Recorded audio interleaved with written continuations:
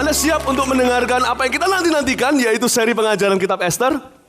Saya tutup mata aja, yakin semua Anda melaksanakan PR-nya, yaitu membaca 4 pasal 1 sampai 4. Yang belum, jangan angkat tangan, antara Anda dan Tuhan saja. Tapi jangan lupa minggu depan baca pasal 5 sampai 8. Nah, ini judulnya, dimunculkan di layar. Favorit Raja, seri pengajaran kitab Ester. Apakah Tuhan punya orang favorit? Memang Tuhan itu tidak membeda-bedakan manusia. Dia tidak kagum dengan status sosial dan ekonomi kita. Tetapi saya tidak bisa sangkali kalau baca Alkitab, Tuhan memang punya orang-orang kesayangan. Nah, lewat pengajaran ini dan mulai tahun ini, mari kita semuanya dewasa rohani. Saya ingin mendorong gereja dan setiap jemaat tanpa kecuali untuk menjadi salah satu daripada orang-orang favorit Tuhan. Kunci keberhasilan dan multiplikasi yang terjadi di hari-hari kita yang akan datang terletak pada hubungan kita dengan Tuhan Yesus. Hubungan pribadi kita dengan Allah, bukan karena gagah perkasa kita. Amin. Ambil catatan, kalau Anda lupa bawa, Anda bisa ambil HP Anda, boleh catat di sana, asal bukan untuk chatting sementara di dalam ibadah. Ya, saya percaya dengan Anda. Mari kita buka dulu Ester pasal pertama karena ini introduction atau perkenalan terlebih dahulu. Apa kitab Ester itu sesungguhnya? Ini kitab yang unik. Anda sadarkah di dalam 10 pasal kitab Ester tidak sekalipun nama Tuhan disebut? Tapi Tuhan dari ayat pertama sampai ayat terakhir beraksi di dalam cerita ini. Karena itu saya ingin sekali untuk Anda membawa Anda kepada sebuah sejarah.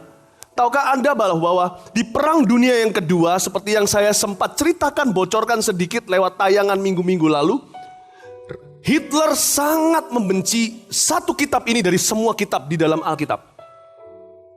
Pada waktu Hitler memusnahkan orang-orang Yahudi, jutaan di antara mereka binasa di concentration camp atau kemah-kemah konsentrasi, di mana mereka digas hidup-hidup, disiksa hidup-hidup, disiksa sampai mati. Dia memerintahkan kepada semua jajaran Nazi untuk tidak boleh membacakan kitab Ester kepada orang Yahudi. Mengapa? Karena Hitler takut.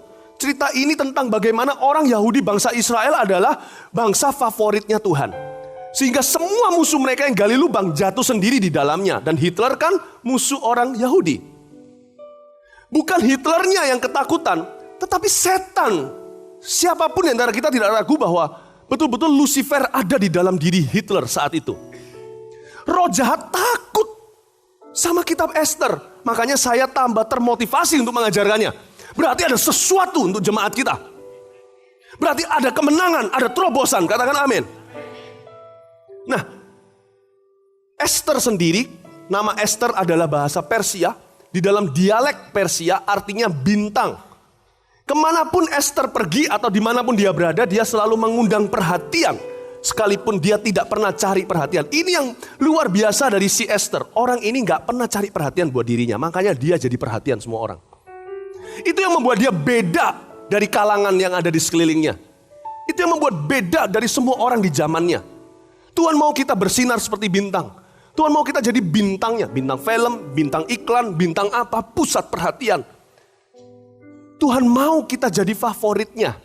Tapi manualnya bagaimana? Dengarkan pengajaran ini. Nah, kalau kita lihat sekarang pasal 1 ayat 1. Di dalam di dalam cerita ini Ester akan melambangkan kita, oke? Supaya gampang pengajarannya, Ester itu mewakili kita dalam cerita ini. Kalau Anda pikir Ester, langsung pikir dirimu dan diri kita. Kita lihat ayat pertama, Ratu Wasti dibuang pada zaman Ahasiweros. Katakan Ahasiweros. Dialah Ahasiweros yang merajai 127 daerah mulai dari India sampai ke Ethiopia.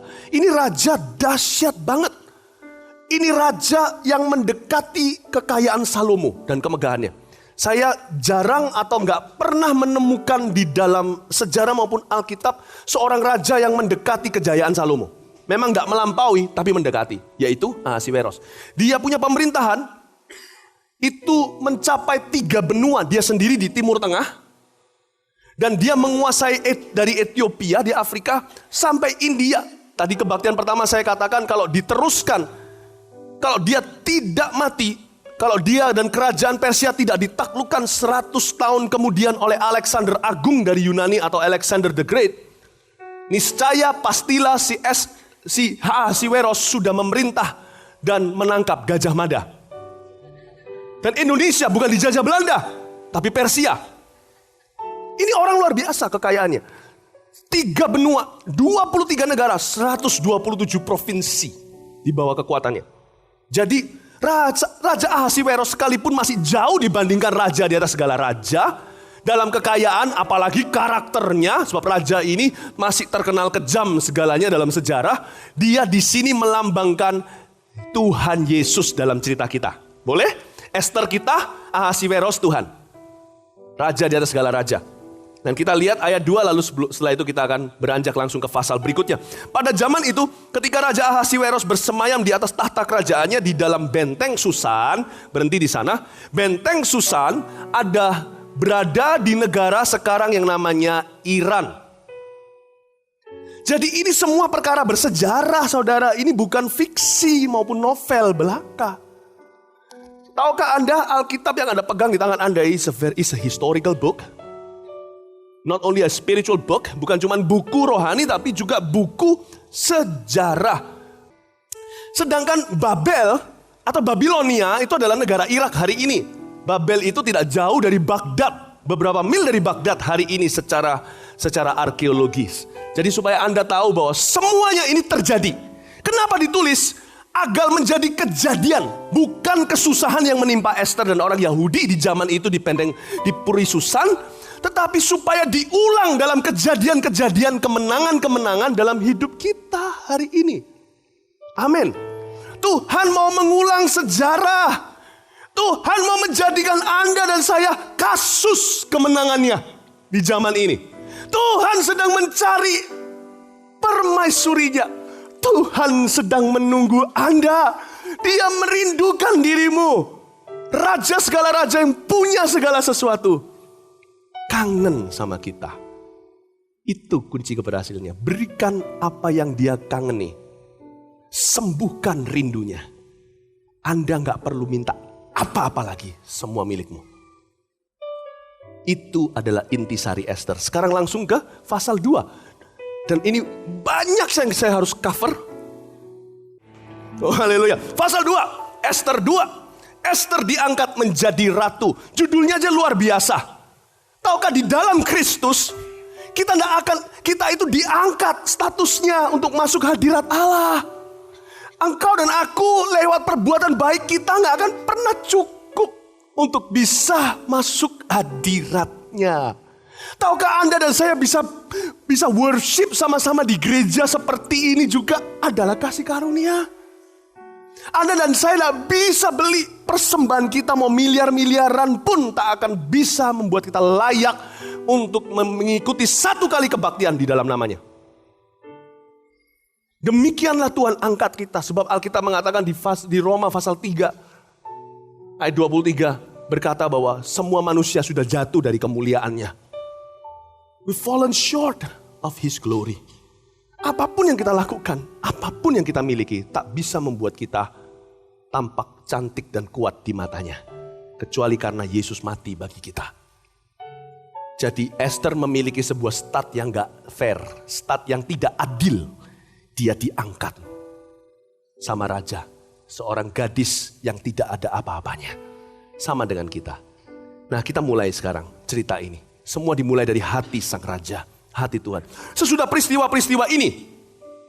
Kalau Anda mau tahu peristiwa-peristiwa apa? Beli DVD dan CD-nya yang tadi pagi. Saya ceritakan tentang Ratu Wasti. Penting sekali. Sebab berita gak akan saya ulangi. Sesudah peristiwa-peristiwa ini. Setelah kepanasan murka Raja Ahasiweros surut. Terhadap Wasti tentunya. Terkenanglah Baginda kepada Wasti. Dan yang dilakukannya. Dan kepada apa yang diputuskan atasnya.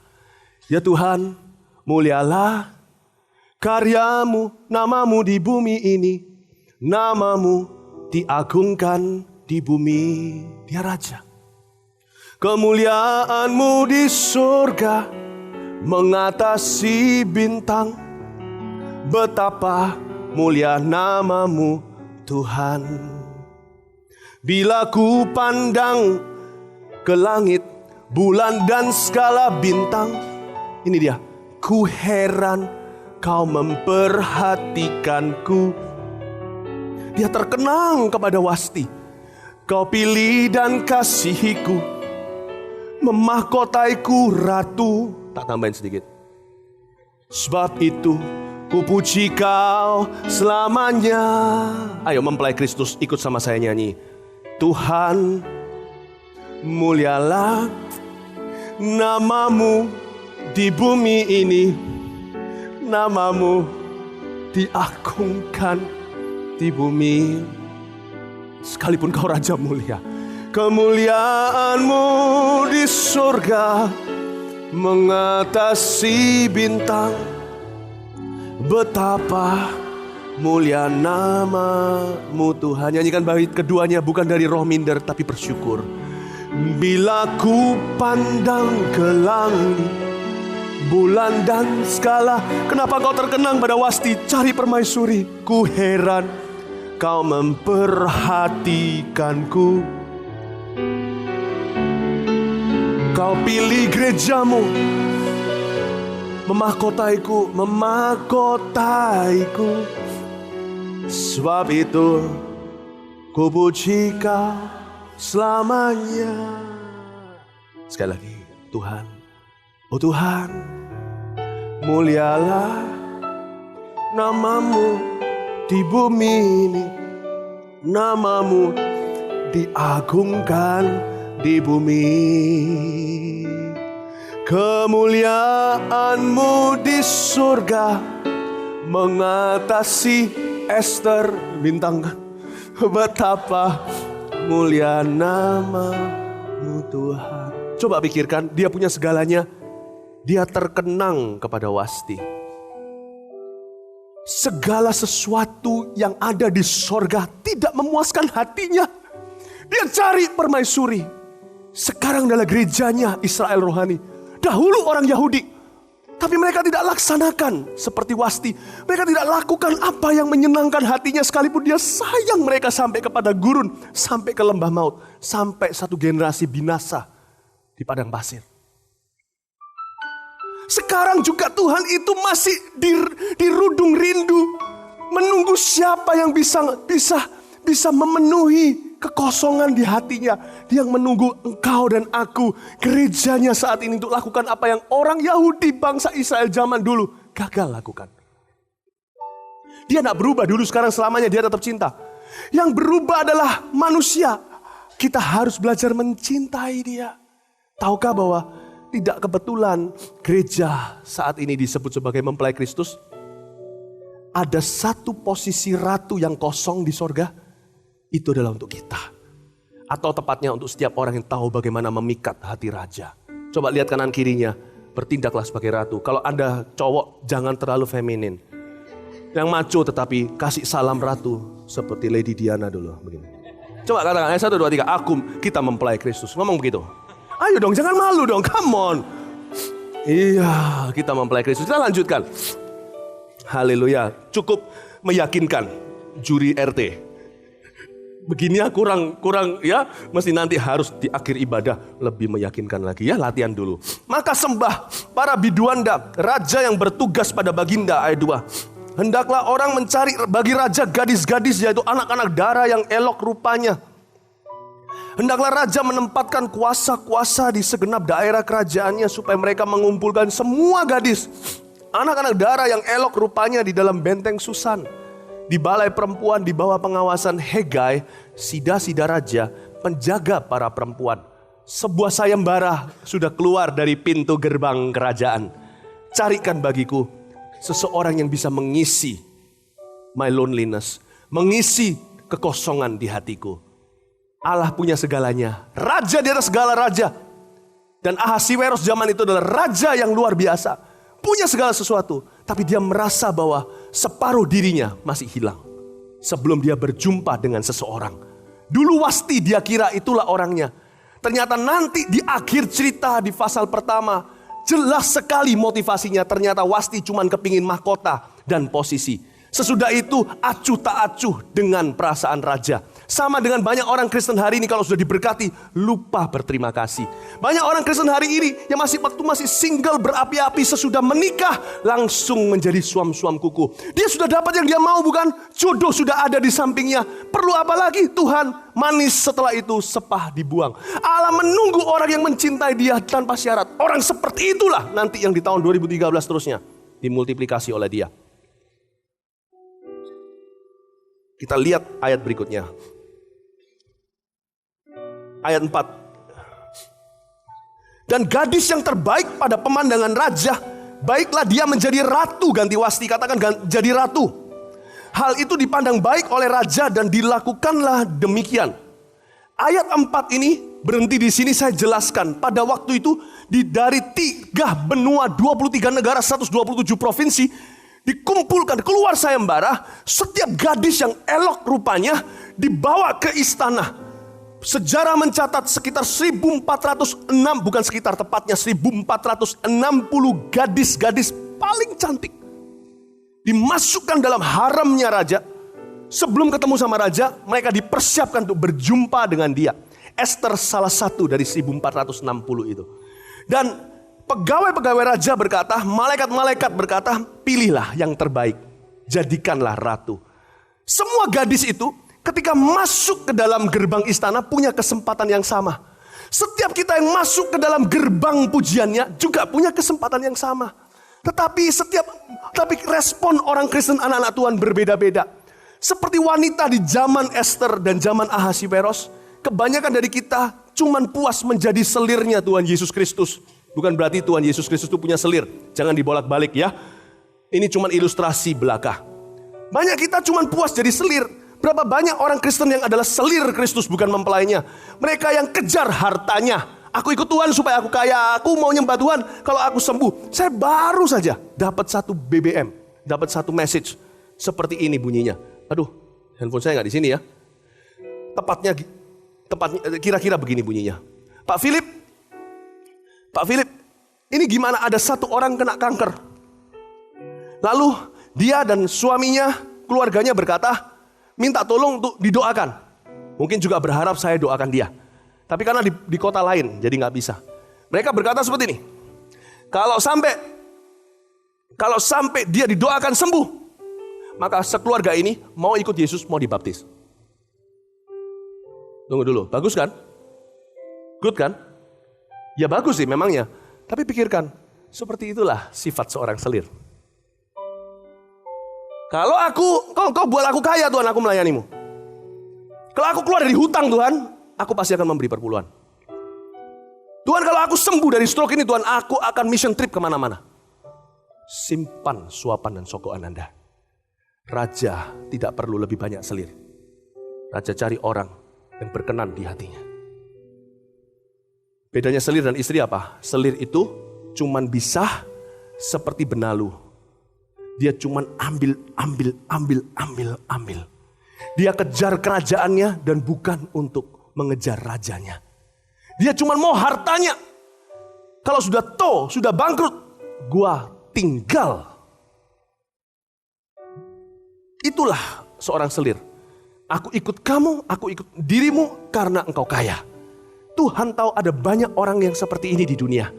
Tak terkecuali di dalam gerejanya. Tapi yang Tuhan sungguh-sungguh cari adalah mempelai. Seseorang yang tidak begitu. Seseorang yang berkata, Tuhan, engkau mati bagiku. Engkau bangkit. Tanda Yunus sudah jelas. 3 hari tersebut, aku tidak perlu tanda lagi. Aku ikut engkau tanpa syarat. Nah itu yang langka. Itu yang bisa memenuhi hati Allah yang seluruh malaikat di sorga tidak bisa memuaskannya. Saya mau beritahu kepada Anda, motivasi kita mengikut Yesus itu apa hari ini? Saya tanya, kita evaluasi lewat pengajaran Esther ini. Saya sedih waktu baca ayat ini. Saya tiba-tiba sadar bahwa saya sendiri seringkali bertindak seperti seorang selir. Saudara-saudara, mari kita lanjutkan ayat 5. Pada waktu itu ada di dalam benteng Susan seorang Yahudi yang bernama Mordekai bin Yair, bin Simai bin Kish, seorang Benyamin, yang diangkut dari Yerusalem sebagai salah seorang buangan yang turut dengan Yekoyah, Raja Yehuda ketika ia diangkut ke dalam pembuangan oleh Raja Nebukadnezar, Raja Babel. Mordekai itu pengasuh Hadassah, yaitu Esther. Ingat ya, nama Yahudi Esther sesungguhnya adalah Hadassah. Esther itu nama samarannya karena dia tidak boleh memberitahu asal-usulnya, yaitu sebagai orang Yahudi. Mordekai itu pengasuh Hadassah, yakni Esther, anak saudara ayahnya. Sebab anak itu tidak beribu bapa lagi. Jadi dia ini bukan cuma gadis petani, dia ini yatim piatu juga. Betul-betul dia itu diangkat statusnya. Gak mungkin antara sawah peternakan dan yatim piatuan bisa berakhir di sebelah kanannya raja. Itu gak mungkin punya. Gak bisa terjadi kalau gak dikatrol oleh seseorang. Pertama-tama kita harus tahu bahwa diri kita bisa ada hari ini. Jangan mengeluh kalau kita belum dapat semua yang kita mimpikan atau kita minta. Kita bisa di detik ini, Ebenezer sampai detik ini juga. Kalau bukan karena Tuhan, kita gak bisa. Syukur itu harus punya alasan, harus punya fondasi. Tuhan tidak pernah suruh kita bersyukur dengan kejam. Susah banget dipaksa. Kalau Tuhan suruh kita bersyukur, berarti ada alasan. Kita harus sekali-kali lihat ke belakang. Jangan terus-menerus, jangan jadikan kebiasaan untuk menoleh ke belakang, karena kita akan didakwa oleh setan. Tapi kalau untuk tujuan yang satu ini, boleh. Sesering mungkin, lihatlah ke belakang untuk bersyukur hari ini. I am who I am today. I have what I have today. It's because of Him. Aku punya apa yang kumiliki hari ini karena Tuhan. Aku adalah aku hari ini karena Dia. Aku bersyukur kepadamu, Tuhan. Luar biasa. Dia gak punya ibu bapak. Gadis itu elok perawakannya. Dan cantik parasnya. Ketika ibu bapaknya mati, ia diangkat sebagai anak oleh Mordekai. Perhatikan di ayat yang ke-7 ada kata elok perawakannya. Kalau Anda baca di pasal pertama, Anda juga menemukan yang sama. Wasti disebut seseorang ratu yang elok perawakannya. Jangan lupa juga ketika sayembara diberikan, kriterianya adalah cari gadis-gadis yang elok perawakannya di seluruh benteng Susan dan semua kerajaan Ahasiweros. Tapi khusus untuk Esther ada satu penjelasan ekstra di belakangnya. Coba lihat, elok perawakannya dan cantik parasnya. Perhatikan kata cantik parasnya itu sangat-sangat menipu. Kita kira itu kecantikan wajah. Tidak, Alkitab gak pernah iseng bertele-tele. Kalau ditulis 2, yang lainnya 1, berarti ini adalah sesuatu yang spesial. Elok perawakannya bisa tentang kecantikan di luar. Cantik parasnya bicara tentang hatinya yang cantik. Ini inner beauty. Yang membuat Esther diangkat begitu tinggi, it's because of her inner beauty. Karena di mata raja, tidak ada wanita secantik itu hatinya. Bagaimana toh kita mencoba untuk merayu atau memikat seorang raja seperti Ahasiweros yang punya 1000 istri. Di mana-mana Miss Universe di sekeliling dia. Kalau bicara cuman untuk bercinta, bisa saja dengan siapa. Tapi untuk raja memberikan komitmennya, dia jadi ratu dan raja jadi suaminya, dibutuhkan lebih dari sekedar cantik. Karena raja sudah biasa dengan gadis yang elok rupanya. Apa yang membuat Allah akan kesengsem sama kita?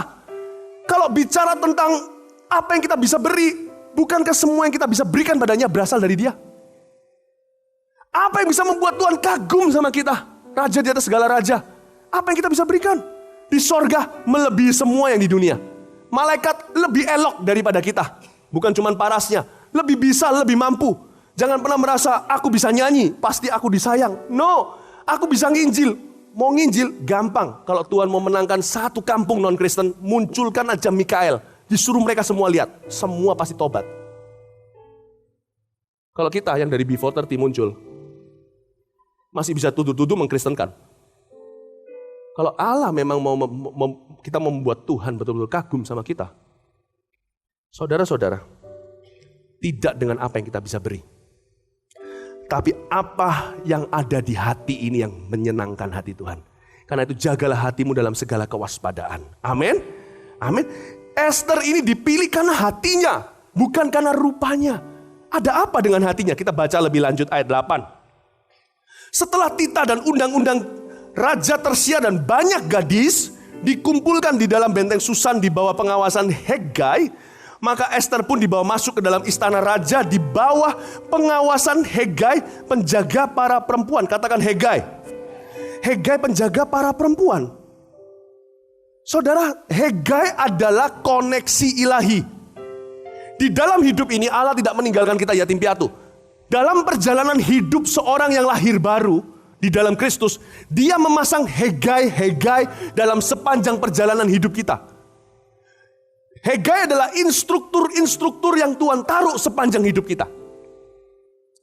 Ini orang-orang yang pernah, ini manusia, orang-orang yang mengenal hati raja lebih baik daripada kita. Hegai ini adalah penjaga para perempuan, dia adalah asisten Raja Ahasiweros. Hari ini saya waktu berkhotbah, saya juga bertindak sebagai Hegaimu, sadarkah? Sadarkah pentingnya guru mengajarkan kepada Anda dan saya apa yang Allah mau dalam hidup kita? Saya sekarang bertindak sebagai seorang pengurus penjaga para perempuan. Dengan saya berkhotbah seperti ini, saya sedang menjaga mempelainya Kristus. Saya ajari kepada Anda bagaimana menyenangkan dia sesuai firman-Nya. Maka gadis itu, ayat 9, sangat baik pada pemandangan Hegai, dan menimbulkan kasih sayangnya. Sehingga Hegai segera memberikan wangi-wangian dan pelabur kepadanya, dan juga 7 orang dayang-dayang yang terpilih dari istana raja, kemudian memindahkan dia dengan dayang-dayangnya ke bagian yang terbaik di dalam balai perempuan. Dikatakan bahwa Ester menimbulkan kasih sayang Hegai. Di dalam bahasa aslinya, kasih sayang Hegai diterjemahkan seperti ini. Ester memperlakukan Hegai dengan lemah lembut. Jikalau hari ini kau mendengarkan suaraku, kata Roh Kudus di dalam firman-Nya, jangan keraskan hatimu. Aneh sekali, 2 orang duduk bersama di bawah sebuah khotbah. Yang satu menerima 1 kali ganda, yang satu tidak terima apa-apa. Semua bukan tergantung benihnya. Hegainya sudah berusaha, tetapi tidak semua hati mudah diajar. Kebanyakan orang yang masuk hadirat Allah dalam keadaan sok pintar. Kebanyakan merasa sebagai orang berjasa. Tidak sedikit yang mencoba menyuapnya. Hanya mereka yang punya hati mau diajarlah yang terima paling banyak. Dan Allah itu mengutus Hegai-Hegainya dalam kehidupan kita. Bisa jadi pendeta, bisa jadi orang tua. Koneksi ilahi. Orang yang sudah jalannya belum sampai sorga, tapi sudah pernah masuk ke ruang tidur Allah. Orang yang pernah masuk, orang yang sudah jauh terlebih dahulu jalan di depan Anda. Tahukah Anda saudara, untuk saya baca kitab Ester ini, Anda paling cuma baca 1-4 pasal. Saya baca ini sampai rusak Alkitab saya. Kalau nggak gitu saya nggak berani berkhotbah di depan Anda. Saya hanya berkhotbah apa yang saya tahu. Kalau saya khotbah apa yang saya nggak tahu, itu namanya pura-pura. Saya masuk lagi, saya tanya sama Tuhan, Tuhan sebelum aku ngomong bicara sama jemaatmu, aku tahu Roh Kudusmu bisa ajar mereka langsung tanpa saya. Tetapi Tuhan juga yang mengangkat 5 jawatan, bukan? Rasul, nabi, gembala, penginjil, guru, bukan? Tuhan yang mengangkat ini pasti ada rencana. Sekalipun aku tahu Roh Kudus, mereka punya Roh Kudus semua. Biarkan Roh Kudus di dalam diriku dibawa aku lebih dalam lagi. Berhari-hari saudara, Anda bisa tanya istri saya persiapan diri. Saya berdoa, saya berpuasa, hari Jumat juga berpuasa kemarin. Saya bilang Tuhan beritahu sama aku. Nanti aku teruskan kepada permaisurimu. Bukankah aku Hegai, penjaga wanita-wanita ini? Sorry yang pria, ini bukan meremehkan Anda. Maksudnya mempelai Kristus gitu loh. Bukan seksnya. Saya berkata Tuhan beritahu, dan Roh Kudus bilang sama saya, beritahu sama jemaatku. Di tahun 2013, beritahu sama Esterku. Suruh mereka punya hati yang mudah diajar. Itu yang membuat Tuhan kesengsem. Itu yang membuat Tuhan wow. Justru kalau Anda punya pengaruh, punya kuasa, harusnya lebih rendah hati. Itu yang Tuhan mau. Anda percaya gak percaya terserah. Kalau Anda mau terima banyak hari ini, berlakulah lembut sama saya. Anda bisa menimbulkan kasih sayangnya.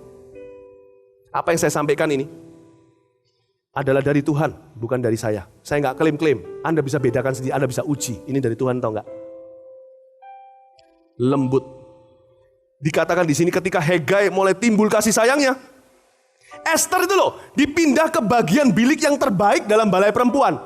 Kebajikan dan kemurahan hanya mengikuti orang-orang yang punya hati mudah diajar. Itu multiplikasi. Kita kan hari ini saya janji, tahun ini saya akan banyak bicara terus menyinggung multiplikasi. Ada orang kira multiplikasi adalah dengan banyaknya puasa, nehi. Ada orang bilang aku akan multiplikasi kalau aku bisa kasih lebih banyak uang. Kalau itu keluar dari hati yang gak tulus, gak ada gunanya. Multiplikasi akan terjadi kalau aku pergi ke KKR ditumpangi tangan oleh pendeta-pendeta besar. Tak akan ada efeknya. Multiplikasi terjadi bagi orang-orang yang datang sama Tuhan, sekalipun dia adalah orang besar. Ya Tuhan, aku mau Engkau ajar. Ajari Philip Tuhan di tahun 2013 untuk mengenal Engkau. Untuk mengasihimu sebagaimana yang kau mau, bukan sebagaimana yang baik menurut pandanganku.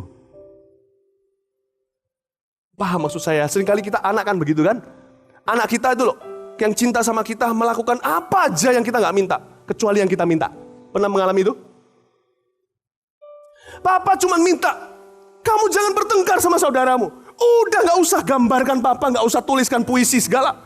Udah gak usah ambil uang di celenganmu, belikan papa pena. Mungkin ada pen. Dalam hati, papa punya pen lebih mahal dari pen yang kamu bisa beli. Di sekolah ini pen paling mahal di sekolah apa? Aduh, andai kau bisa ku bawa ke kantorku ya anakku. Penku lebih mahal 7 kali dari pen yang di sekolahmu. Pernahkah Anda merasakan frustrasi? Anakku tuh melakukan semua yang gak aku minta, kecuali yang ku minta. Maka aku utus Hegainya untuk bicara, maminya. Ajari anakmu gimana nyenangkan papanya. Nak, papa itu gak perlu pen. Papa itu gak perlu kamu lukis-lukiskan. Kamu kalau cinta papa, kasih yang papa mau. Kamu kalau mau cinta papa, cintai papa sebagaimana papa mau dicintai. Bukan sebagaimana yang kau kira benar. Banyak orang Kristen kan gitu. Masuk hadirat Allah memakai pakaian kebenarannya sendiri. Aku benar. Aku gak salah kok. Dia yang harus minta ampun sama aku. Nah kalau kita yang minta maaf dulu menyenangkan hati Tuhan, mau gak?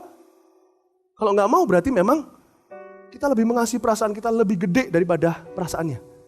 Makanya kita gak bisa jadi favoritnya. Makanya Allah mencintai kita itu mencintai dengan hati duka. Bukan mencintai dengan hati gembira. Beda loh. Hati duka kek, hati gembira kek tetap dikasih. Kasih Allahku sungguh telah terbukti ada lagunya. Ketika dia serahkan anaknya, sebelum kita lahir bisa buat yang baik maupun yang buruk, Tuhan sudah cinta kita. Tuhan kan gak tanya, gua mau mati loh ya, ini kayu salib. Nanti janji loh ya, nanti berbuat baik loh ya. Enggak kan, dia mati dan menundukkan kepalanya dan berkata sudah selesai. Betul gak? Ampuni mereka ya Bapak, karena mereka tidak tahu apa yang mereka perbuat. Kasih tidak pakai syarat, tapi perkenanan, favorit keluar dari kata favor. Perkenanan itu ada syaratnya. Allah hanya berkenan kepada mereka yang mencintai dia sebagaimana dia mau dicintai. Bukan sebagaimana kita pengku mencintai dia. Terima kasih Tuhan untuk amin yang dari surga.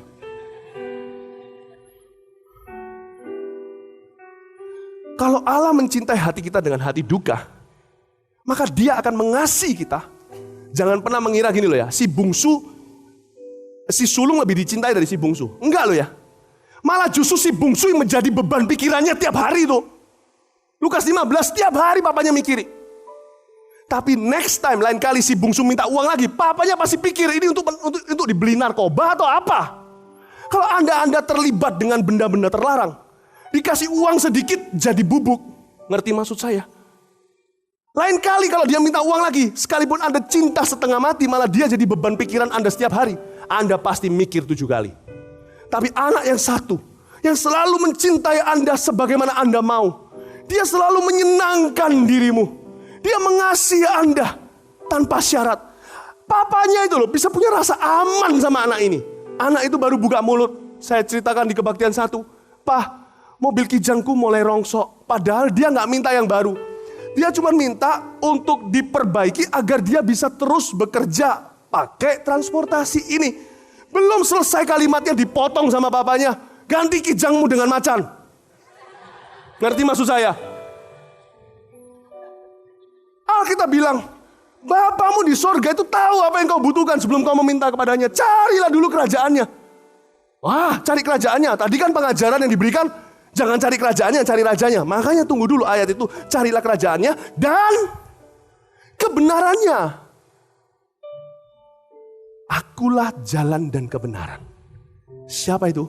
Sang rajanya, bukan kerajaannya. Kerajaan itu tanpa raja hanyalah gedung belaka. Sama dengan gereja Mawar Sharon ini tanpa hadirat Allah. Kenapa Anda dan saya ke gereja? Kenapa kita berdandan begitu bagus? Lihat kanan kirinya, cakep banget sampai gak tahan lihatnya. Kenapa kita datang ke gereja? Ini tanpa hadirat Allah. Coba kita terlalu bias, kadang-kadang bias. Ini cuman gedung rumah biasa loh. Cuman AC-nya banyak, itu aja lampunya di mana-mana. Ada temboknya di kanan kiri. It's the presence of God. The presence of God. Apa yang membuat kita punya perjumpaan 2 jam di sini bisa mengubah seminggu kita, sebulan kita, seumur hidup kita? It's the presence of God. Tapi itu yang tidak kita persiapkan kalau kita datang ke gereja, yaitu hati kita lebih siapkan sanggul kita. Ya kan? Dua-dua disiapkan. Terlebih lagi hati. Kalau ayah mencintai anak dengan gembira, dia belum selesai kalimatnya. Bapak sudah tahu yang dibutuhkannya, Bapak memberikan. Malah anaknya berkata, loh Pak, aku gak minta diganti Pak. Aku cuma minta didandani Pak, diperbaiki. Tapi papanya udah terlanjur ngomong kan, Papa kan raja kan, keluar kan gengsi tarik. Itu namanya gengsinya Allah, namanya kemuliaan. Kalau kita jamah hatinya, kemuliaannya dilimpahkan ke kita. Akhirnya ditarik lagi gak bisa. Itu perjanjiannya. Itu hak orang percaya. Itu rahasia multiplikasi bisnismu tahun ini. Bukan Tuhan tambah aku pabrik baru. Bukan. Tuhan tambah omsetnya. No. Kalau mau tambah. Mau matematika Allah. Tambahi aku hati. Yang hancur mengasihimu. Aku gak kenal Hegai. Tanya sama Hegaimu. Tanya Ki. Gak cuma saya. Hegai itu bisa jadi. Saudara tahu nggak? Di zamannya Esther, coba lihat ayat 20. Lompat ayat 20. Esther itu nggak cuma Hegainya di istana, dari sejak di rumahnya tuh. Ini orang mudah diajar, makanya kebajikan kemurahan mengikuti dia. Ayat 20. Adapun Esther tidak memberitahukan asal-usul dan kebangsaannya seperti diperintahkan kepadanya oleh Mordekai. Sebab Esther tetap berbuat menurut perkataan Mordekai. Seperti pada waktu ia masih dalam asuhannya. Lihat ini pentingnya seorang bapak dalam hidup Esther, yaitu Mordekai. Dan pentingnya seorang guru, yaitu si sida-sida namanya Hegai. Anda mau tahu kenapa Esther bisa jadi ratu solid? Sampai nanti ya, minggu depan waktu saya ajarkan Anda akan lihat komplikasinya bagaimana musuh Esther ditampar oleh raja. Ini tahu nggak saudara? Banyak orang Kristen itu orang Kristen pengadilan. Ambil Alkitab, comot satu ayat, tunjuk ke sorga, ke wajah Allah berkata, mana ini kok belum digenapi? Tapi ada orang Kristen yang tahu masuk hatinya Allah. Dia nggak lewat ruang pengadilan, masuk kamar tidurnya, cuman bisikan. Saudara tahu? Kalau Anda sedang meeting ya, katakan seorang bos itu ketemu sama Anda dan saya meeting. Biasanya di sampingnya Anda lihat. Kalau wanita di sampingnya kurang lebih sama umurnya, nah itu adalah istrinya. Kalau enggak, sudah jangan ikut-ikut dengan urusannya.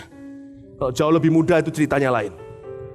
Kalau kira-kira ini istrinya, pastikan ketika mempersilakan duduk, persilakan 2, jangan 1. Kelihatannya memang yang hebat yang suaminya.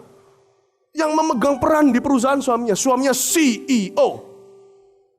Tahukah yang di sampingnya itu bisa-bisa lebih pangkat dari dia? Ibu CEO.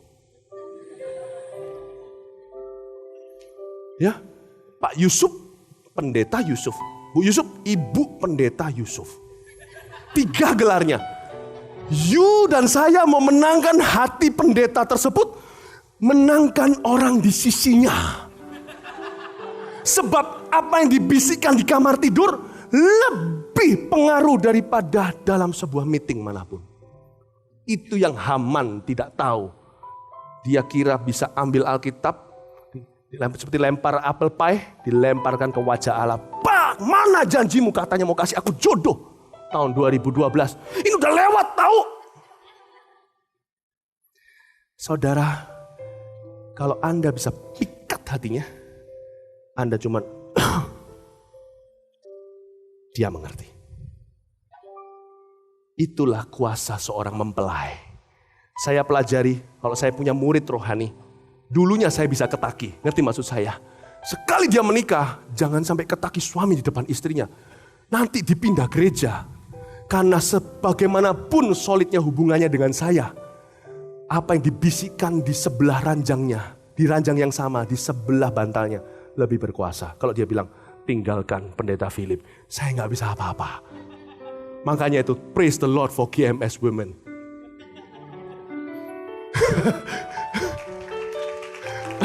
Ngerti maksud saya? Kalau Anda ketemu bos, perlakukan istri bos dengan sama baiknya, sekalipun dia nggak ngerti apa-apa tentang ekspor impor. Sebab dia yang bisa mempengaruhi untuk bos itu ambil kontrak Anda atau tidak. Demikianlah kuasa mempelai. Jadilah mempelai, jangan jadi pengacara. Sebab pengacara berhenti sampai pengadilan saja. Mempelai sampai kamar tidurnya. Allah bisa berubah pikiran karena Anda. Nah, untuk jadi mempelai, jangan berlaku seperti selir. Untuk jadi mempelai, jangan kesusu tergesa-gesa seperti pengacara memenangkan kasus langsung apa adanya. Pikat hatinya. Rahasia multiplikasi adalah dewasa mengenal Allah sebagaimana ia ingin dikasih. Semoga ini tidak membuat Anda jadi bingung. Semoga ini membuka sebuah rahasia, pintu rahasia keberhasilan Anda yang tak terhingga di tahun 2013 ini. Berikan tepuk tangan bagi Tuhan Yesus. Kita lanjutkan ya, ayat berikutnya. Ayat 10, Esther tidak memberitahukan kebangsaan dan asal-usulnya karena dilarang oleh Mordekai. Tiap-tiap hari berjalan-jalanlah Mordekai di depan pelataran balai perempuan itu untuk mengetahui bagaimana keadaan Esther dan apa yang akan berlaku atasnya. Tiap-tiap kali, ya, seorang gadis mendapat giliran untuk masuk menghadap Raja Ahasiweros. Dan sebelumnya ia dirawat menurut peraturan bagi para perempuan selama berapa? Wow! Berapa bulan Anda mempersiapkan untuk sekali kebaktian? 7 hari kan? 6 hari kan? Senin, Selasa, Rabu, Kamis, Jumat, Sabtu. Lalu Minggu, pagi-pagi, siang-siang udah kesini kan? Malah jujur aja, Senin masih ingat gereja, Selasa, Rabu, Kamis, Jumat sudah lupa semuanya. Sabtu juga. Minggu ingat lagi. Ini 12 bulan persiapannya untuk ketemu sekali. Tahukah Anda pentingnya sebuah perjumpaan? Tahukah Anda bisa jadi aja di kebaktian ini atau kebaktian minggu depan sesuatu akan berubah selamanya dalam hidupmu? Kalau Anda datang sini ketemu sama gedung, Anda cuma berjumpa tembok. Kalau Anda datang ke sini untuk lihat manusia, Anda dapat orang. Tapi kalau Anda di sini datang cari hadirat Allah, bisa jadi berubah. Sebab nasib sebuah bangsa akhirnya diubah oleh karena perjumpaan Esther satu malam aja di bilik raja. Tahukah sebelum Anda saat teduh jangan jadikan rutinitas. Bisa jadi saat teduh itu Allah bisikan sesuatu, wow berubah duniamu. Bukan karena siapa yang saat teduhin, bukan siapa yang datangin ke gereja, tapi siapa yang kita temuin, itulah kunci perbedaannya. Selalu fix your eyes upon Jesus. Baik itu saat teduh, baik itu ke gereja, baik itu ke connect group, baik itu apapun juga yang sifatnya jumpa bersekutu. Ku ingin selalu bersekutu denganmu, menikmati hadiratmu. Jangan jadi biasa sepor rutinitas hambar. Itu bisa jadi sesuatu perubahan. Gak menutup kemungkinan sebuah bangsa akan diubah lewat sekali saat teduhmu. Tidak menutup kemungkinan karirmu akan ditunggang balikan oleh Tuhan. Seperti Yusuf dari tahanan menjadi Perdana Menteri. Dalam waktu 1 kali. Anda ke gereja jam 10 pagi. Peduli amat siapa yang khotbah. Bisa jadi itulah saatnya ayah Anda di dalam pengumuman pada saat LED dinyalakan. Menangis dan berubah dari seorang ateis jadi seorang percaya. We have wasted His presence so much by not expecting anything. We have forgotten the person of the presence. Kita sudah terlalu banyak menyia-nyiakan hadirat itu dengan tidak mengharapkan apa-apa. Karena kita melupakan pribadi di balik hadirat itu. Sedih bukan? Allah bukannya jadi kurang berkuasa, tapi manusia jadi kurang berharap. Pentingnya sebuah kencan itu bisa kelihatan dari seberapa lamanya seseorang berdandan. Jadi untuk Anda, seorang pria yang mau kejar seorang wanita, berdoalah pada Tuhan, minta satu mata-mata di rumahnya. Tanya sama dia, ini mau saya ajak keluar, dia dandannya berapa lama? Oh dia nggak dandan, berarti Anda nggak punya harapan. Dia dandan udah ganti 3 kali baju, nggak pas-pas juga katanya. Ini ganti lipstik, hapus lagi lipstik, cleansing, lipstik, sampai akhirnya bingung. Keluar nggak lipstikan, dikiranya lipstikan padahal cleansingan. Ketahuilah bahwa Anda, orang itu menganggap kencan ini penting. Kenapa kita tidak terima apa-apa untuk datang ke gereja? Kita tidak mempersiapkan diri. Selir, dapat tips. Mempelai, dapat kerajaan. Which one are you? Kita tidak mempersiapkan. Setiap hari, kenapa hari-hari kita berjalan begitu aja? Anak-anak saya tahu, saya punya satu disiplin. Tiap pagi dedinya, mereka semua tahu Pak dan paham. Yang pertama dicari, keluar, adalah Alkitab saya dan saya menyanyi. Saya bawa small radio, itu kayak semacam kecil, speaker kecil, saya taruh di luar. Saya menyembah Tuhan. Saya tahu hari ini bisa menjadi hari yang akan menentukan nasib ribuan orang. Siapa tahu hari ini aku dipromosikan. Siapa tahu aku hari ini harus mengartikan mimpi Firaun. Siapa tahu hari ini aku akan ditinggalkan oleh seorang yang kucintai. Aku perlu kekuatan di pagi ini. Love him again, please. Stop being religious, just be spiritual. Berhenti jadi agamawi, jadilah rohani di tahun ini. Kunci multiplikasi tergantung hatinya. Amin.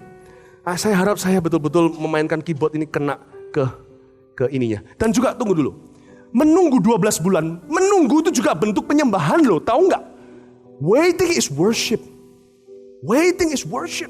Menunggu itu juga sebuah bentuk penyembahan. Kok bisa? Kenapa zaman itu semua 1460 wanita itu dipersiapkan masing-masing 12 bulan? Ada alasan praktis, coba pikirkan logikanya. Saya menemukan ini.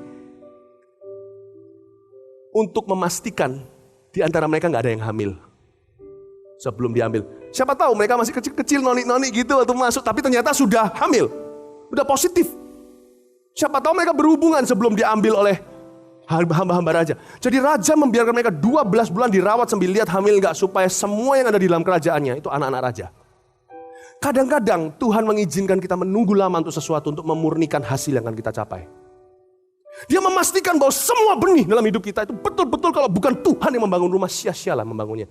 Dari semennya, sampai tekelnya, sampai lampu dopnya, sampai wallpapernya, dia mau nothing but royalty. Tidak satu pun yang dibangun atas dasar manusia, semuanya harus ilahi. Jangan mengeluh kalau Anda harus menunggu jodoh. Jangan mengeluh kalau Anda harus menunggu kenaikan pangkat. Jangan mengeluh kalau Anda harus menunggu sesuatu. Jangan mengeluh. Saya menunggu, kalau saya dalam kasus karir, saya menunggu untuk melihat 1000 gereja. Saya tunggu. Supaya nanti 1000 gereja itu bukan gereja yang pecah-pecah. I'm waiting. Waiting is worship. So why don't you wait for kenapa kita tidak menunggu dia dengan penuh dengan sikap worship? Banyak kita, waktu kita menunggu, kita mengeluh. Nah itu kesalahannya, kita nggak mengerti 12 bulan ini. Kita lanjutkan. Oh haleluya, ini lumayan loh. Kemarin di Pro M saya nyampaikan 1 ayat, 3 sesi. Ini lumayan. Tapi kalau saya tidak bisa habis, selesai. Semoga saya nanti pokoknya beli CD-nya. Semoga nanti di kebaktian berikutnya saya lanjutkan. Padahal kebaktian berikutnya pasal 3 seharusnya. Kita lanjutkan ya. Sebab seluruh waktu itu digunakan untuk pemakaian wangi-wangian. 6 bulan untuk memakai minyak mur. Katakan 6 bulan minyak mur.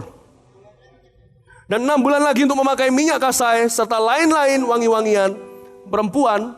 Ya, wangi-wangian perempuan. Coba perhatikan saya jelaskan minyak wangi. Ayo kita masuk ke parfumologi. Katakan kanan kirinya, kita belajar parfuman sekarang. Oke, 6 bulan pertama pakai minyak mur. Mur adalah jenis dari tanaman untuk mengencangkan kulit. Kerajaan Persia terkenal memulai suatu praktek namanya detox. Anda sekarang tahu detox juga kan? Nah, mur itu kalau dirasa pahit banget. Meskipun harum sekali. Dia bukan yang paling harum, karena dia punya tujuan utama diciptakan oleh pencipta kita adalah untuk menghilangkan celah. Kotoran-kotoran pada kulit manusia. Dia masuk ke pori-pori. Pahit di sini melambangkan pertobatan. Untuk kita betul-betul memikat hati raja jadi favoritnya, tidak bisa tanpa mur. Tidak bisa. Gak ada orang bisa wangi di hidungnya Allah kalau dia selalu senantiasa kompromi dengan dosa. Tapi manusia sekalipun dia kudus adanya tetap jatuh bangun juga. Karena itu jadikan praktek kita setiap saat ketika diperlukan, jangan ragu untuk bertobat lagi. Miliki lifestyle atau gaya hidup bertobat. Mur itu adalah pertobatan yang pahit. Kadang-kadang kita mengucapkan sesuatu kata kepada seorang sahabat kita yang melukai dia dan kita sadar. Dan Roh Kudus kejar, kemanakah aku dapat pergi menjauhi Roh-Mu Tuhan. Lalu jangan biarkan matahari terbenam. Tuhan tuh serius loh kalau sama matahari-mataharian. Sebelum orang-orang Kanaan dibunuh sama Yosua, musuh-musuh Allah, orang Amalek segalanya, kedagingan yang melambangkan kedagingan hari ini. Tuhan itu sengaja, kalau orang Israel sudah berusaha 100%, terbenam juga mataharinya. Allah tidak mau mengubah firman-Nya, karena itu perintah sebelum matahari terbenam, menangkan peperanganmu. Maka yang Allah lakukan adalah dalam kemahakuasaannya, mataharinya ditambah 24 jam. Tuhan tuh serius loh, jangan main-main. Untuk menghentikan 24 jam matahari, tahukah berapa tsunami terjadi zaman itu? Matahari dihentikan, solar system kacau, mau tahu berapa tanaman gagal panen? Demi untuk umatnya menangkan satu peperangan, Allah korbankan Mesir dan semuanya. Demi supaya Anda bisa menang dengan dosa kepahitan, Anda bisa menang dengan dosa seksual, Anda bisa, Tuhan pastikan hari ini Tuhan menunggumu, besertamu, akan menjadi coachmu, pelatihmu, sampai engkau keluar dari lubang itu. Tuhan serius 100%, kalau enggak gitu Tuhan tidak mau mati di kayu salib. Pastikan sebelum matahari terbenam, kalau Anda melukai seseorang, Anda minta maaf. Jangan suruh Tuhan hentikan matahari. Lebih mudah kita berkorban daripada ribuan jiwa melayang karena kelalaian kita. Saya kalau ada satu salah hari ini, apapun itu juga dari dosa kecil sampai besar, padahal nggak ada size namanya dosa. Hatiku kalau nggak beres, saya bereskan sebelum maghrib. Kita bereskan dulu sebelum harus orang lain bereskan. Saya bilang sama Tuhan, I'm sorry. Berkali-kali saya dalam perjalanan hidup saya tidak malu mengakui saya harus berlutut dan menangis dan berkata, aku salah Tuhan. Tapi aku tidak mau aku tinggal dalam kesalahan ini. Ampuni aku Tuhan, pulihkan hubunganku dengan Kau. I cannot live another day without you. Aku tidak bisa hidup satu hari tanpamu. Jadi saya kagum dengan orang Kristen yang bisa berlarut-larut dalam masalahnya. Mundur dari gereja 2-3 tahun, gak tahu kemana. Kok bisa ya? Kagum saya staminamu. Sing torong tong siang. Don't do that. Inilah tahun percepatan. Jangan sia-siakan waktu. Jangan lelet kalau sama Tuhan. Leletlah berdosa. Sama Tuhan untuk membenarkan. Jangan lelet. Itulah mur. Amin. Kasai. Wah, kami kasai. Ya, ini bukan bahasa Jepang. Kasai di sini artinya minyak yang ada campuran kemenyannya. Minyak yang ada kemenyan kan lambang penyembahan. Minyak yang ada campuran kayu manisnya dan sebagainya. Ini minyak yang super wangi, bukan untuk detox, memang minyak wangi. Kasai di sini lambang kalau seseorang mau betul-betul menjadi favoritnya Tuhan Yesus, dia harus hidup dalam pertobatan, senantiasa selalu setiap kali sebelum matahari terbenam. Tapi yang kedua, dia juga harus hidup dalam penyembahan. Terus-menerus, bukan cuma di gereja. Kalau di gereja aja asal-asalan, bayangin kalau di rumah. Guru kencing berdiri, murid kencing berlari. Ini ilustrasi yang jelek sekali. Nah, di gereja itulah guru kencing berdiri. Di rumah, apa yang kita lakukan di sini mengurapi. Karena itu jangan keluar sebelum doa berkat. Kalau Anda tergesa-gesa, berkat Tuhan juga akan putus tengah. Loh Tuhan, kok udah sampai selesai? Aku udah hampir nego loh Tuhan, tinggal tanda tangan. Aduh, ini tanda tangan sekali berapa kontainer kok udah. Iya, aku juga tergesa-gesa. 1 menitmu di sini mengurapi 10 jammu di luar. If you don't believe that, don't come. Kalau kau tidak percaya itu jangan datang. Sia-sia dong di sini 2 jam. Mending nyangkul sawah. Nyangkul sawah. Mending apa kek? Bersih-bersih rumah. Kalau Anda datang sini tidak percaya itu, buat apa? I believe it. Kenapa akhir tahun saya datang ke sini, saya nangis di depan sini. Nangis ya Tuhan. Saya berkata, Tuhan, ini adalah kebaktian yang akan murapi aku setahun. Tuhan, bukan merconnya Tuhan. Bukan. Oh God.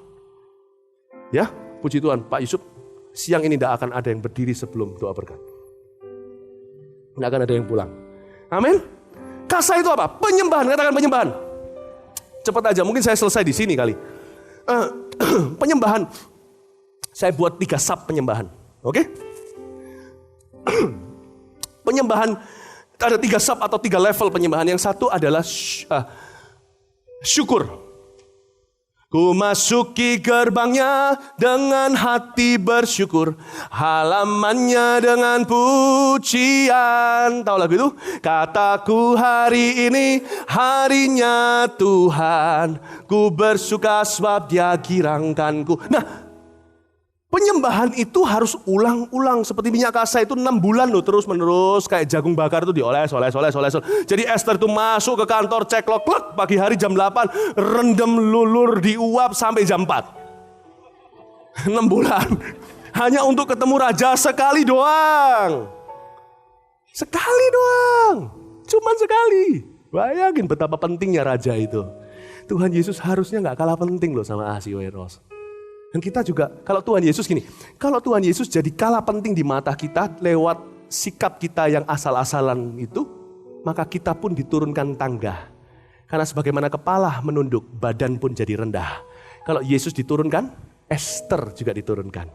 Makanya favor Esther tidak terjadi di zaman ini, terlalu sering di mana-mana. Karena ini adalah zaman di mana Kristus didegradasikan. Karena itu mempelai Kristus juga diturun tahtakan. Kalau kita mau melihat Mawar Sharon diberkati dan seluruh jemaatnya, tinggikan Kristus, maka Anda juga akan ditinggikan. Simple. Saya tidak khotbah prosperity sama Anda. Ayo ikut Tuhan, supaya gini, supaya gitu. Itu nyakiti hati Tuhan. Saya Hegai tahu di kamar tidur apa yang dia tangiskan. Saya pernah lihat Yesus nangis istilahnya. Nangis karena apa saya tahu.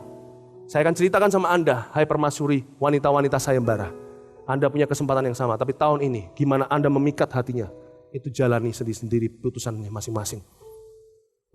Saudara, Kasai itu bicara tentang penyembahan yang terus-menerus. Syukur adalah berterima kasih sama Tuhan atas apa yang Dia lakukan untuk kita. Kita dikasih mobil, kita dikasih naikkan jabatan, kita dikasih hutang kita dilunaskan, penyakit kita disembuhkan, bersyukurlah. Cari alasan untuk bersyukur. Gitu loh. Gak ada minyak Kasai itu di dalamnya ada petisnya. Gak ada bawang putihnya, gak ada karenya. Minyak kasa itu isinya semuanya kayu manis, yang manis-manis, kemenyan, yang wangi. Kalau mau sama Tuhan itu jangan datang dengan mengeluh-ngeluh. Barusan muncul sama Tuhan langsung ngeluh, Tuhan, Tuhan. Bayangin kalau kita masuk di gereja aja, kita barusan nyanyi gitu, Tuhan, Tuhan, gimana aku bisa nyanyi? Bukankah ada Alkitab mengatakan bahwa itu adalah korban pujian, tambah sakit, tambah merupakan korban? Kalau gak sakit, bukan korban. Jangan kita masuk ke hadirat Tuhan, langsung ngeluh. Tuhan, aku ini sudah berapa tahun jadi orang Kristen. Tuhan bilang gini kok gak gitu. Tuhan bilang gitu kok belum begini. Lalu baru masuk Tuhan. Baru masuk. Tadi pemimpin pujian barusan memimpin, mari kita sama-sama bersyukur sama Tuhan. Tuhan, aku minta jodoh Tuhan. Jangan minta di gerbang syukur. Don't. Ku masuki gerbangnya dengan hati bersyukur. Kalau Anda tidak punya alasan apa-apa lagi bersyukur, ingatlah kalau Anda gini, Anda bisa lakukan ini. Masih nafas kan? Bersyukurlah untuk nafas. Aku bersyukur, cari alasan untuk bersyukur. Lalu halamannya dengan pujian. Pujian itu bukan syukur, bukan tergantung apa yang Tuhan perbuat bagi Anda terakhir-terakhir ini. Pujian adalah memuji Tuhan karena Dia adalah Tuhan. Paham maksud saya ya? Ku masuki gerbangnya dengan hati bersyukur, halamannya dengan pujian. Halamannya dengan pujian, di situ juga jangan ajukan permintaan. Belum. Beritahu sama Tuhan, Tuhan Kau agung. Tuhan Yesus Engkau memang dahsyat. Tuhan Yesus Engkau raja. Tidak ada sepertimu ya Tuhan. Tiada mustahil bagimu. Tiada mustahil bagi Tuhan. Ya, tiada mustahil bagi Dia. Oh, tiada mustahil bagi Dia. Gagah perkasa, penasehat Dia. Gak ada kata-kata syukur. Gak ada hubungannya dengan kita. Kita mau mati kayak mau hidup kayak tetap Dia gagah perkasa. Tiada, sesungguhnya tiada mustahil bagi Dia. Masuk satu level lagi. Dari gerbang syukur, halaman pujian, satu level lagi. Apa yo? Masuklah dalam keintiman penyembahan. Disinilah kadang-kadang kita gak bisa ngomong apa-apa. Kita berlutut saja berkata, I love you. 3 kata itu yang menyentuh hati Tuhan. I love you for who you are. Sudah gak bicara soal sifatnya Allah. Bukan bicara lagi soal apa yang dia perbuat bagi kita, yang dia beri kepada kita. Kita cuma ngomong sama Tuhan, how precious, betapa berharganya dia bagiku. Dan berkata, Tuhan, aku mengasihimu, aku mencintaimu. Engkaulah satu-satunya, itu keintiman. Nah, di sanalah keluarkan permintaanmu. Dan Tuhan, aku punya satu permohonan. Please selamatkan papaku yang belum mau percaya. There. Pada saat itu kau tidak perlu selesaikan kalimatmu. Kijang jadi macan. Amin. Amin. Itulah kasih. Kita oh goodness, haleluya. Ayat 15 cepat aja kita lompat ya. Ketika Esther anak Abigail, yaitu kita lompat-lompat sekarang. Anda sudah baca semuanya, jadi saya lompat ayat-ayat aja. Ketika Esther anak Abigail, yakni saudara ayah Mordekai, yang mengangkat Esther sebagai anak, mendapat giliran untuk masuk menghadap raja, maka ia tidak menghendaki suatu apapun selain daripada yang dianjurkan oleh Hegai, sida-sida raja. Boleh saya continue sedikit aja, boleh? Gak apa-apa ya? Gak keburu-buru kan? Gak lari sebelum berkat, doa berkat kan? Oke, ya sebentar aja ya. Bedanya Esther dengan 1459 cewek yang lain di mana? Cewek yang lain itu, tadi kita lompati ayatnya, mereka sebelum masuk satu malam dengan raja, mereka boleh ambil apa saja. Ingat loh ya, Ahasiweros ini kaya sekali. 100 tahun kemudian diambil sama Yunani kerajaannya, ditemukan ribuan ton emas. Padahal mereka gagal bisnis berkali-kali, buat kapal tenggelam segalanya. Kota nggak jadi. Jadi ini kaya raya luar biasa. Ya, nah bayangin, ini wanita-wanita 1459, sebelum ketemu raja ada kompensasi. Yaitu mereka boleh ambil apa aja. Jadi bayangkan kalau Anda dijemput jet pribadi. Ini cewek, di sekarang dunia cewek. Kita cowok gak ngerti, udah kita gak ngerti. Kalau cowok kan cuma mentahannya, ya kan? Gitu ya. 1460 cewek ini semuanya. Bayangin dijemput jet pribadi kalau zaman ini. Langsung di depan ada Rolls Royce, Phantom, 14M. Anda duduk di dalamnya, chauffeur pribadi. Diajak keliling New York dan Paris untuk masuk ke semua toko-toko brand seperti Armani, Hermes, Versace. Dan Anda bisa pilih apa saja dan yang paling bagus adalah ini. Perhatikan wanita, pasang sabuk pengamanmu. Anda diberikan kartu platinum raja tanpa plafon. Gesek, gesek, gesek, gesek. Itu selir, habisin pasti. Hanya istri yang bisa ngirit uangnya suami. Makanya jangan punya selir, yang punya selir lepasin. Anda tidak mau bangkrut, kerja soro-soro ya kan. Saudara, itu bisa bayangin gak cobaannya loh. Esther juga sama, tapi ketika Esther disuruh begitu, dia langsung tanya sama si Hegai. Waktu di dalam, coba di Hermes, di Versace, di Armani, dia coba-coba, dia taruh, Hegainya mulai kaget. Kenapa sih kamu kok gak pas-pas? Gini Tuan Hegai. Aku itu gak tahu apa yang disukai raja.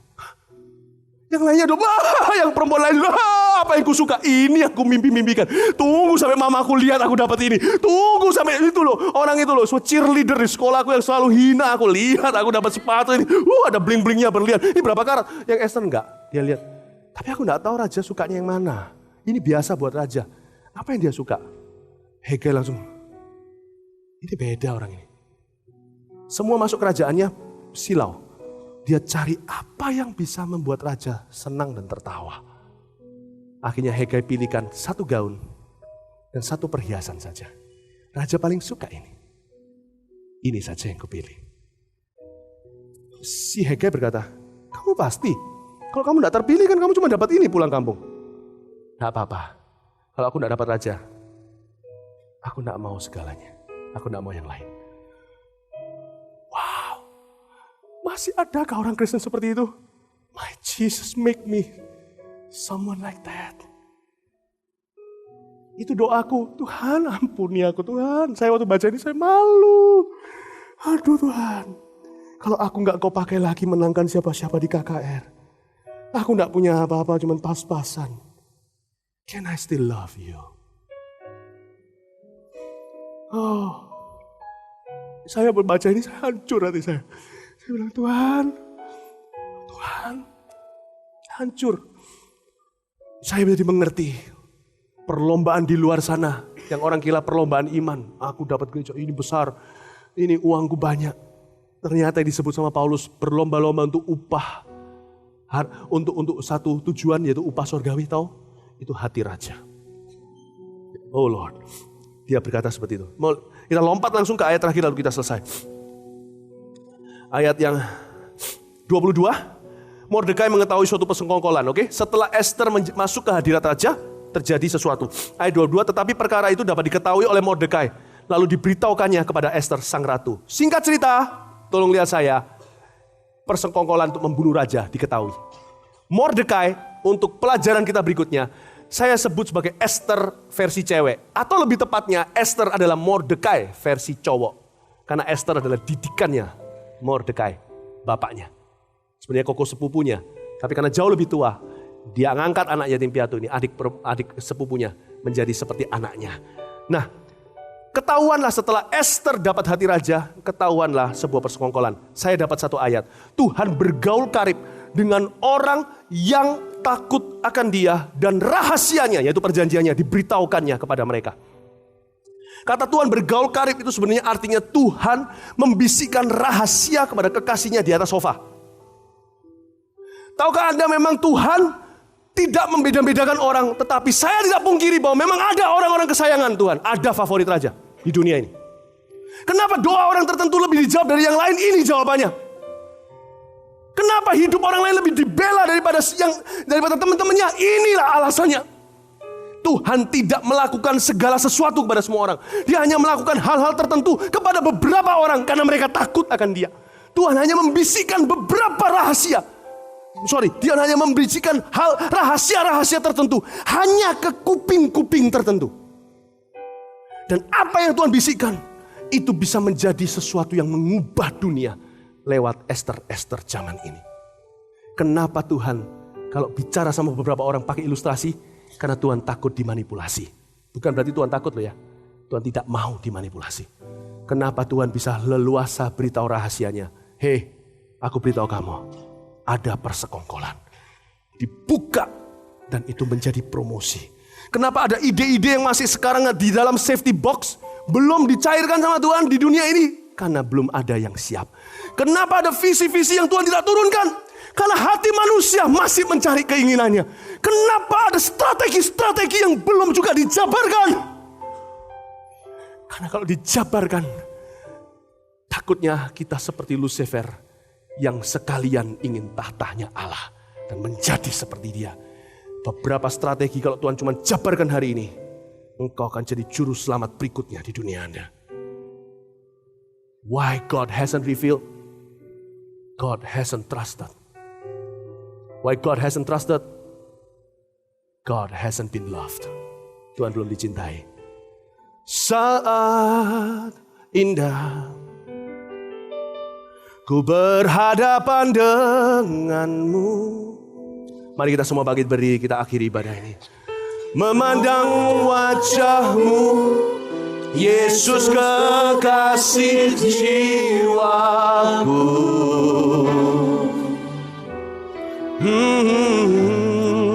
Bawa daku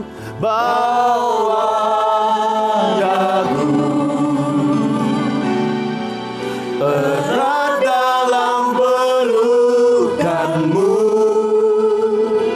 menikmati kasih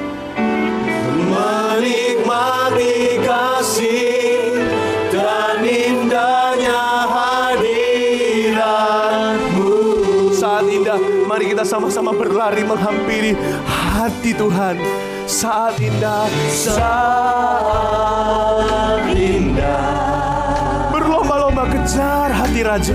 Berhadapan denganmu, memandang wajahmu, bukan tanganmu Tuhan. Memandang wajahmu, Yesus kekasih jiwaku.